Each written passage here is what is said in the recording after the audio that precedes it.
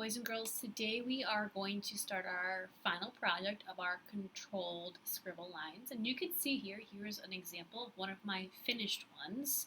And I want to show you another example as well, where instead of coloring in the different parts, I used line and pattern to fill them in using a few colors as well.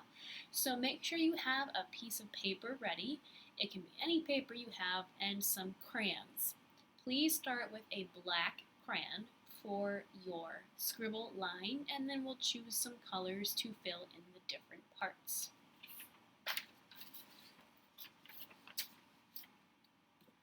When you are doing this, please remember that you are going in slow motion and you're only going for a few seconds, and you're going all the way around your page to fill the space up.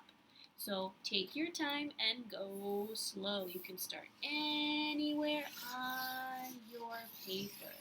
Your lines can be sharp or curvy, however you want them.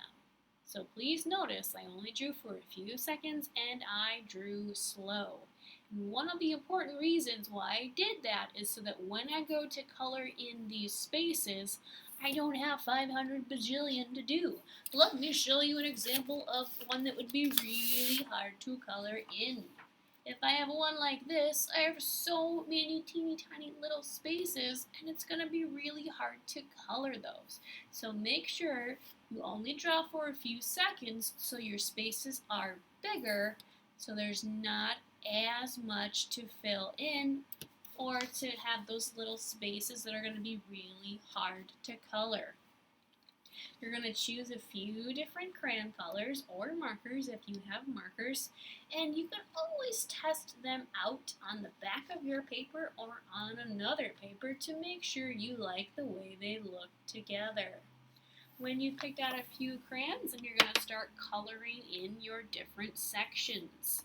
When you hold your crayon, you are pinching it with your pointer, this is pointer, and your thumb, hello thumb, and it's resting on your middle finger to take a little nap.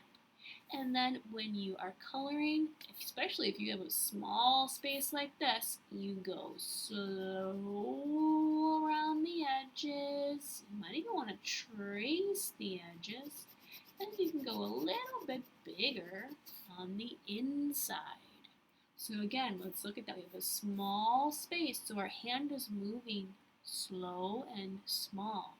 If you were coloring a bigger space, your hand might be moving in a bigger motion.